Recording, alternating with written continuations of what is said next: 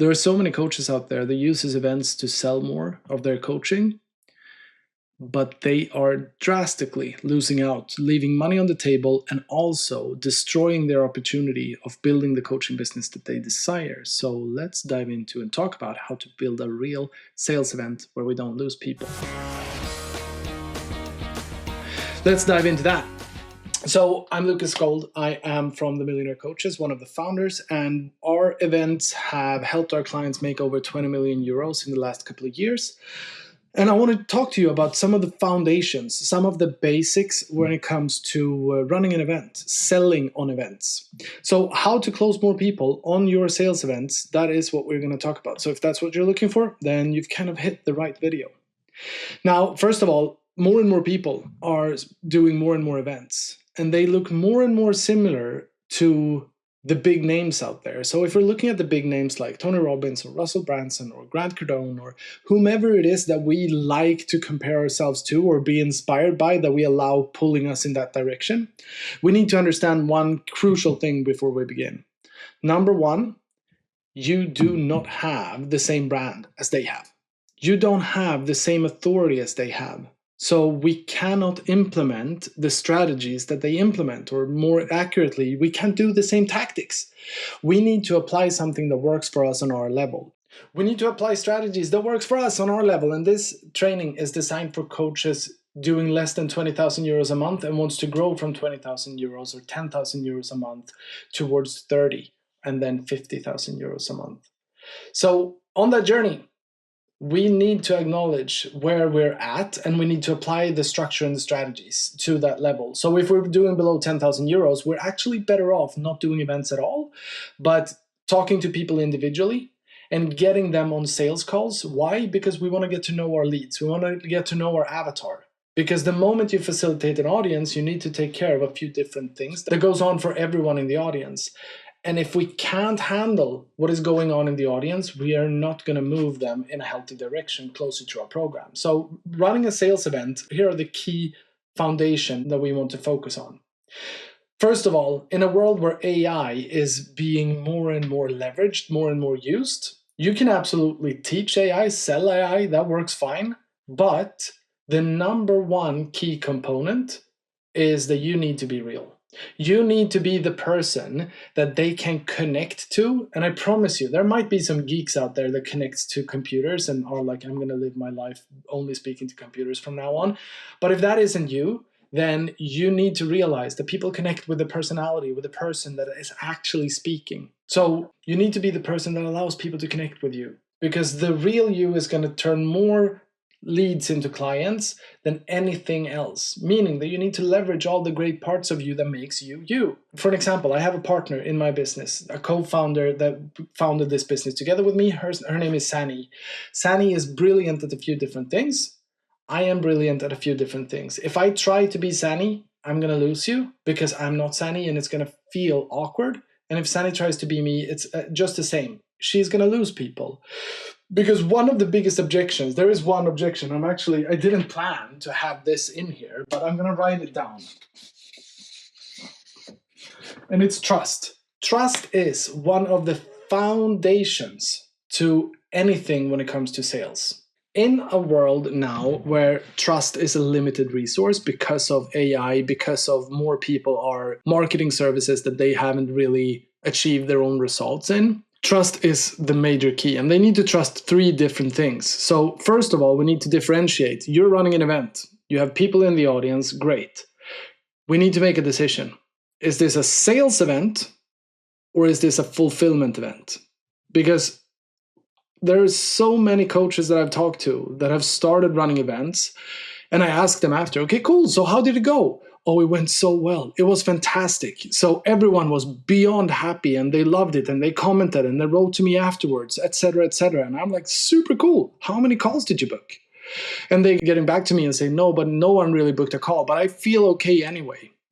And while feeling okay is good, we have lost the purpose of why we did what we did. Because a sales event isn't a fulfillment event. So the only way we can measure if it was successful or not is by focusing on, okay, so how much sales did it generate? Where did we end up in terms of result connected to sales? And the key metrics that we use is that when we run an event, we like quality in front of quantity, meaning that we are not looking to have 200 people participate in a webinar, not at all. If you're below 20,000 euros a month in your coaching business, you shouldn't focus on that either, because guess what? Bigger room, less connection, smaller room, more connection, back to trust. So we need to make sure to facilitate something that people can connect to, and you are the driving factor for that connection because you facilitate the conversation. So we need to realize that we're running a sales event, we're working with a quality number of people, especially in the beginning, between 20 and 40 people, perfect size room. And from that room, we want to see 60 to 65% booking a call. And you as an owner over time should be able to close between 60 and preferably north of 80% of those calls, meaning 4 out of 5 that books a call buys your program. It takes a little bit of time to get there, but those are healthy metrics. Now, if we're making it a little bit easier, what we want to see is that half the room books a call, and out of those calls, we want to close 40%. If we can use that as a starting leverage, then we're knowing that we're doing the right thing. Because if 50% books a call and 40% buys your program out of those calls, we know that the trust thing is working. And they need to trust 3 different things. Well, number 1, they need to trust you as a person. Again, back to connection, back to being real. They need to trust that the program that you have, the solution that you give, is the right thing for them. And the third thing is that they need to trust themselves. Well, how do I get them to trust themselves? It is one of the biggest obstacles, because if they trust you and they trust that your program is the absolutely right thing and they don't trust themselves, guess what? They're out the door. But there are a lot of things that we can do to help them overcome that. So what is a sales event all about? 2 things again. The first thing is about building a gap, helping them realize that they are somewhere where there is a future for them that is appealing, that is something that they really want to have. So it could be either money in my business, it could be I want to get rid of anxiety, it could be that whatever it is that they can differentiate to something, I want to be there, but I realize I'm here. Because the moment we realize that there is a gap, there is something to close, there is something to talk about, there is something that they are aware of. So we need to build a gap.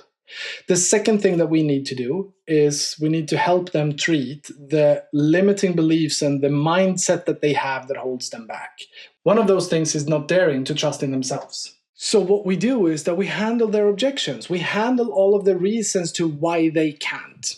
And this is something we need to learn from meeting a lot of the people that we help.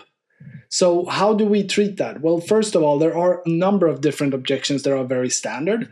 I can't afford it. Well, okay, good. So put in a reference of I can't afford it. Usually sounds something like I don't have any money, which is a lie. Everyone has money, but no one has money to put to something that they don't believe is the perfect solution. And the thing that we need to treat as the facilitator in an event is helping them to realize the stuff that stands in their way are the reason that they choose to have to not get the outcome that they desire. So again, back to the gap, it's super important that we've charged the gap with something that where they are actually committed in making that happen. Now, to treat the money objection, we need to put it into perspective. I just want to help you to realize that everyone has money, even if we're working out of a country that aren't doing as well as Sweden as I come from. But so if there were a case that I don't have any money and my daughter were in need of hospital treatment, I would turn this world upside down to give her the life that she deserves, even if I don't have the money. So in the right context, people are resourceful. If it is important enough, we will figure it out. Our job as facilitators in an event is helping them realize that they can commit to something that is important enough. So when it comes to building your content, building up the thing that you're actually giving during the event, equally important. So that's why we've put 2 different resources down below this video. One of the resources are free 5-day content builder for events. So if you take it, download it completely free, then you can use it to build valuable stuff in your event yourselves. If you would like to have this experience together with us, we also have another resource, which is a link where you could schedule together with us in one of our events. Now, the event that we're running currently when we're recording this is helping you get your next 5 clients in 3 days. Because that's the way that it's supposed to be. That's the way it's supposed to go. You will be able to find both of those resources below. And bottom line is that when we are running events, we shouldn't copy what other people are doing. We should bring more of the superpower that we already have within us, and we need to use that in order to connect with the people that we can help. So with that said, I hope that you're going to be able to see the difference between sales events, fulfillment events, and also realize that reality, being real and building connection is one of the most important parts of being able to run a functional coaching business and selling on events. If you've loved this, make sure that you like and subscribe, and I'll see you in another tutorial or in our podcast released weekly.